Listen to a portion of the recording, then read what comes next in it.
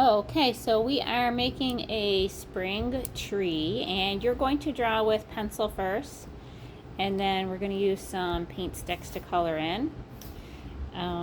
So we're going to just start with the bottom here, line for the grass. So I'm drawing with a permanent marker because that is easier to see on the video than a pencil line would be. Okay, so just a line for the grass at the bottom. And then about halfway up your paper, you're going to make 2 lines for the trunk of the tree. And you can even just close it off. And then from there, you're going to draw branches. So I like to start with the bigger branches first, longer ones.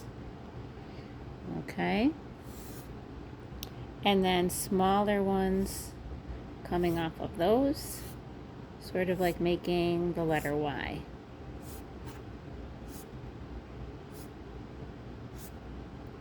And then I add some extras,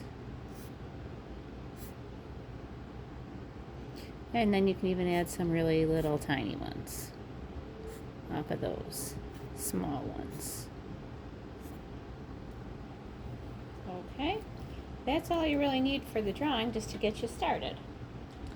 Then we're going to use some brown for the tree trunk.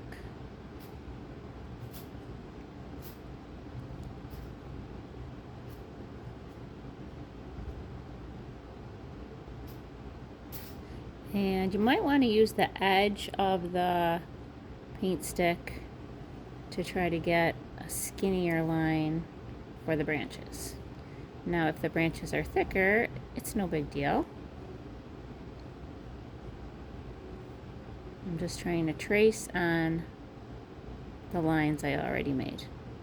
And it's hard to do because the paint stick is wide, so we just do our best. I sort of like my branches being a little bit thicker towards the trunk of the tree if possible.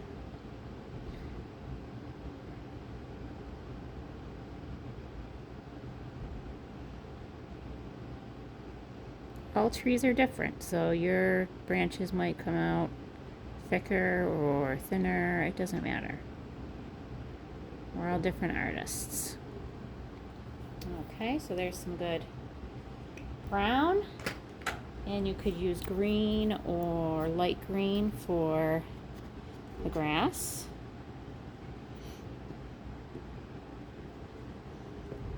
I sort of like the lighter green for this because of it's more of like a spring green, but I can still see my marker line. You might still be able to see your pencil line, so it might get covered up better with a darker green along the edge, but you don't have to. You might even blend in a little bit of dark green down there too. Just a few lines. Then I'm going to use some white just to make some lines for maybe some clouds that are real far away, maybe some up high on my paper. And I also am going to use some in my tree, because if I do some white first and then some pink on top, it'll sort of help my pink